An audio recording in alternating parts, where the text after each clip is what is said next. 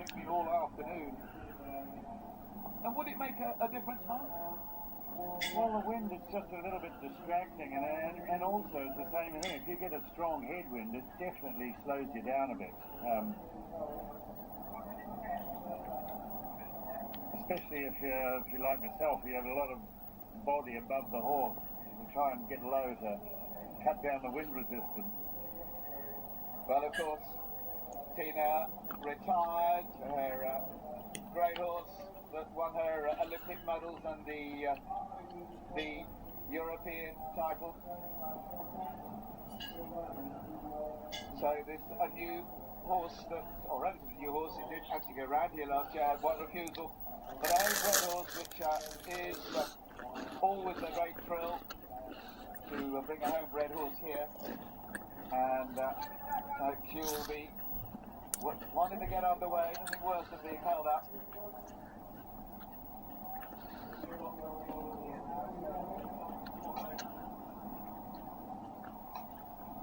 Mark, you've got to go and get ready for your ride. Very good luck to you, and thank you very much indeed for joining us. And interesting afternoon still to unfold. Thanks, Mike. Yeah, I hope I don't provide some more entertainment for you. Well, very good luck. Not of that kind. So away goes Tina Cook with Denova News, 45.8. Everything set for this very talented jockey to jump into the fray. The best British placing at the moment, her great mate Silver Funnel with Billy Beware, fourth on 66.3. And there's no one more experienced to take on what is proving a very tough challenge this afternoon. I think it's interesting because the course was always regarded as a slightly more challenging course, but the weather has played its part without a shadow of a doubt. And delighted to be joined by Marie Bryan now, who's just popped into the guest seat. Marie, what's your thoughts on the course at this stage? I think it's sorting the men from the boys. This is a course, everybody, when I was walking the course yesterday, I was actually walking it with Tina, so I'm really pleased actually to be able to watch her now. And it's a real it's got a real continental modern twist, but it's kept its Britishness, and it's gone back to the Badminton of yesteryear of having a real rider frighteners, and you've got to be absolutely committed from the first fence onwards, really, and it's proving a real thrill and a spectacle. I don't think we've seen a leaderboard like this for about 15 years on the march that they're finishing on at the minute. No, you're absolutely right. And the interesting thing is we now see Tina coming up to the escalator. Interesting thing is the riders were more than happy that the course had been that made more challenging, and were ready to up for the challenge, and it's certainly proving the case. Oh, pops past the first of the escalator. Oh dear. Funnily enough, had just a one problem last year, but the interesting thing here is that you've got to go back again because there are no alternatives. Now, what's going to happen now? Oh, Tina will be absolutely furious for it. Oh, she'll be devastated. I think she was so hoping to look at the end of the day, because she thinks an awful lot of this young horse, and I know she loved the mother of this horse and rode so well on that, and oh, she'll be spitting about that.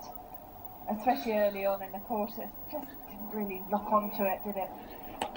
Well, now Tina's got to put that out of her mind, settle down, and try and produce the goods. Britain are needing Tina Cook with a good horse at the moment.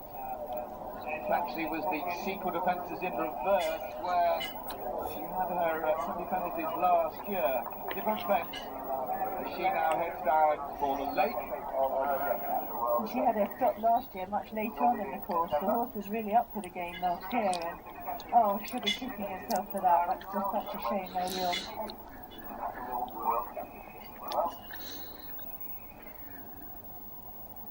So here is Denova News now coming to the lake.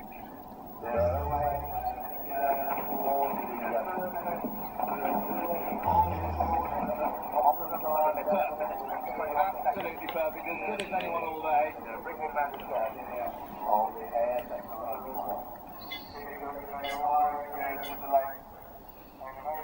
Heading out now across the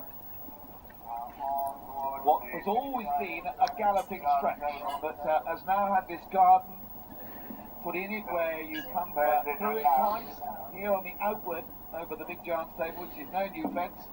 And of course what it does, Marie, is actually give the spectators two chances to see the horses on the course. It's a good spectator idea. It's a great feature actually, and I think he's made clever terrain of the park and used different parts of the park in different ways, which has been refreshing. I tell you what, that needs respecting though, that Oxford. Before we used to go lolloping down over what would be the next fence, and it was just a bit of a, you could just open them up a bit and keep the metal to the pedal, as it were. But you can't be quite so free to that Oxford. And a few of them have jumped it quite awkwardly, actually.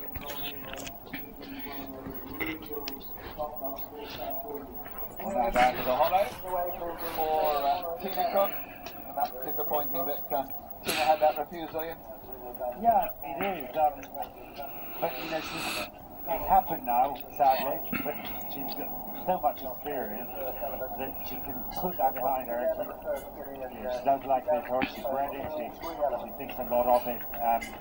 She'll be wanting to show that it's got the scope and the ability and the talent, which she knows it has. And so she's really got to focus on that. It was a sort of something and nothing. It was a silly run out that doesn't really, it's not going to affect her from the selector's point of view. It's all about showing what the horse is capable of now. There's a long way up there. Slap down the neck, just to say sharpen up. Absolutely, had a good look down the side of that, didn't he? There is another storm blowing in. Yet more drama to what is already a dramatic afternoon. And let's remind you, we have just 15 combinations that have completed this so far. So all the more important that Tina Cook puts her head down and gets try and hopefully with no more penalties, jumping penalties, whip through the new pond nicely enough. And yesterday when I walked it, I saw her there, and she said if it jumped into lake a little bit bluey, she was going to go on the right hand side here. So I think she's just wanting to keep his confidence up. Well, now Tiana Coudray gets very deep to the first element of the lake. She's been one of the American young riders that really come before, rode in the Olympics for America, had a bit of a nightmare ride there, but she is a very good jockey. Tiana, who had a 43.7 in the dressage, but had an equal 40, and this horse actually based in this country with Nick Gauntlet now, down at Chipping Sopry, just about 5 or 6 miles away. She'll be looking to put America on the map. Remember, after dressage, Clark Montgomery was the overnight leader after dressage, but he's to come later. But that, at the moment, dressage has had very little to do with this competition. This was really classy around here last year. I remember watching this come round last year, and it looked absolutely lovely and jumped for fun. But he just had a reminder there going over that table, and perhaps his feeling is just needs to be switched on for this next quite a spooky stage. horse and a bit of a thinker, and I think she was just saying, come on, wake up, keep concentrating. Yeah. Joe Murphy away for Ireland. Joe Murphy went very well in London.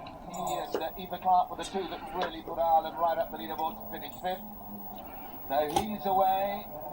Sportsfield Alfredo at 61.2 dressage.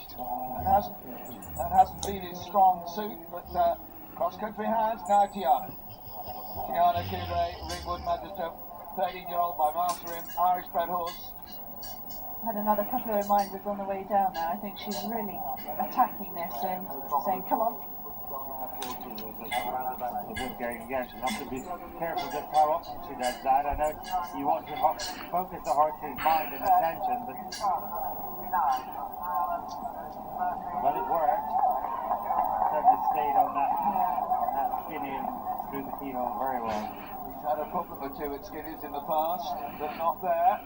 As we're now back with Genova News and Tina Cook coming to the sunken road as was very much